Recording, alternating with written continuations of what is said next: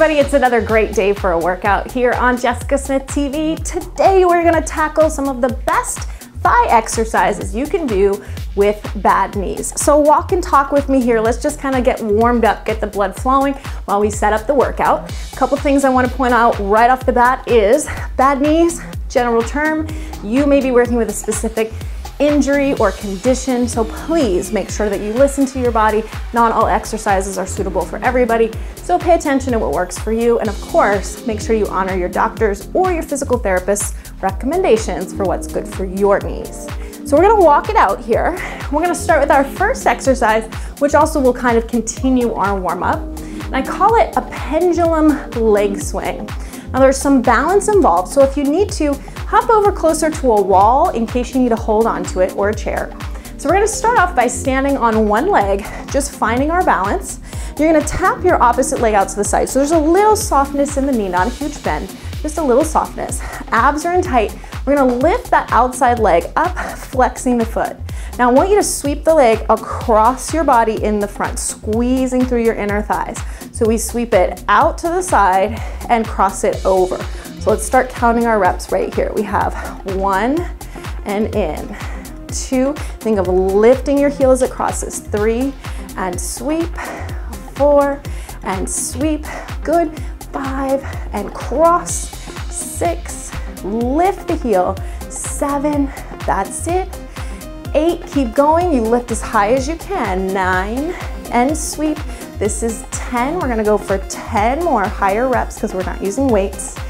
Good, this is 9 more, sweep, and 8 more, sweep, 7, really lift that heel and squeeze, 6, beautiful, and 5, lift, 4, lift, 3, we have 2 more right here, and out, and cross, last one, out, and cross. Good, so you probably are feeling your standing leg on that one too. So that was a double duty exercise. Now we're gonna do the other side. So that standing leg is nice and warmed up. Switch your hand if you're using something to hold on to.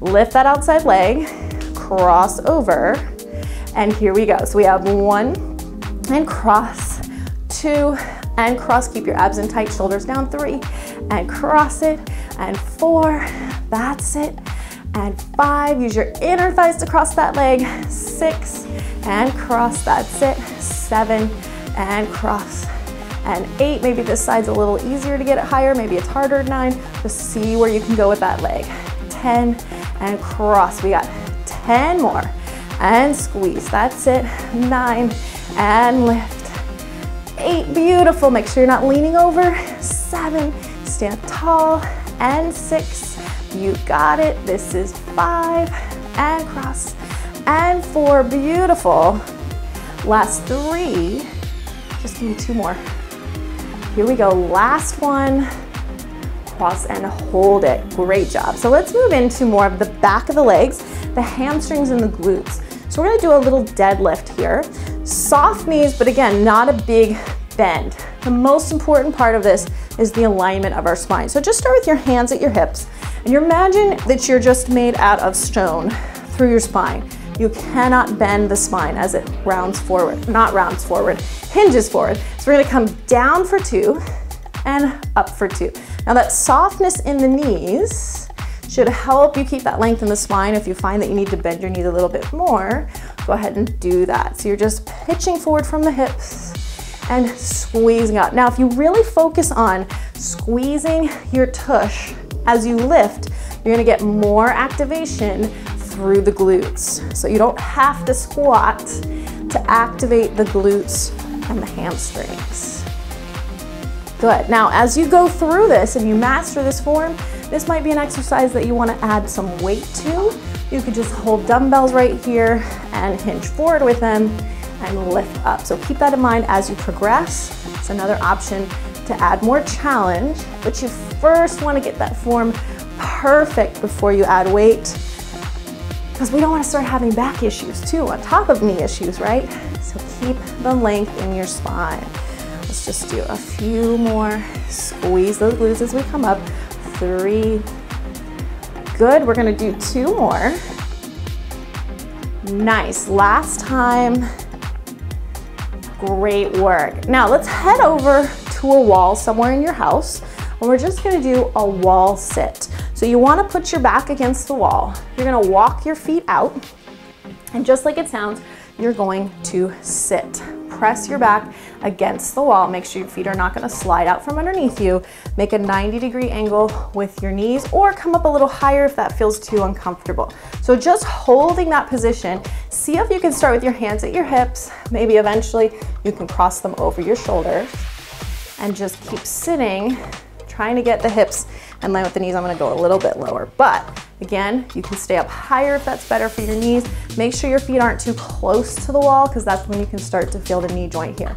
So we're just holding that wall sit. These can also be done if you happen to have an exercise ball at home. You can put one underneath your low back in the wall to push against it there too. I find that these are just as effective though. You don't need a ball for them. So as we get tired, don't let this start to happen, okay? Lift up, hold here or here, just sit. Easier said than done, I know, because your legs are firing. So hold, breathe. Again, please watch your feet, especially if your floor is slippery. Good, I'm gonna stay here just a little bit longer, last 10 seconds. Now coming out of it is really key to protecting your knees. Put your hands against the wall, slowly push yourself up. So there should really be as much bend as you just sitting down into a chair and coming back up for that wall sit. So we're gonna finish up on the floor for our very last exercise here, if Peanut will allow me to lay down. Okay, so we're gonna sit down carefully, come on down to the floor, and you're gonna come into a bridge position. So that means our hands are gonna be down by our sides. You can turn your palms down to help support you. And I want you to just press down through your heels and lift your hips up into that bridge. Just hold it there. This is a dangerous place to be. Okay, so arms are down, shoulders down, abs are in tight. Make sure that your knees are not buckling out to the sides. We want to point them straight out over the toes. Now, options. Hanging here and just holding it is a great place to start. So if you need to, just work on that static bridge contraction.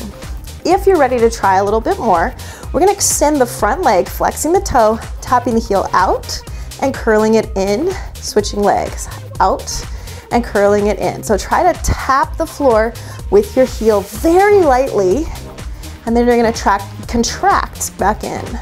So that's just gonna activate the hamstrings on that curl back, taking it out and squeezing it in, and out, and squeezing it in. So give that little curl back in some resistance.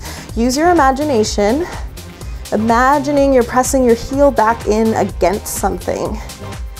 So we're not just flopping the leg around. Give me a nice strong curl back in with the heel. Good, and 4 more, and 3. Nice, let's do 2 more. Last time, you got it.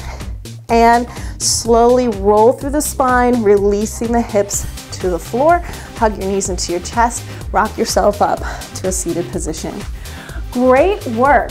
So I hope this gave you some ideas for exercises that you can do that might be better for your knees to work your thighs.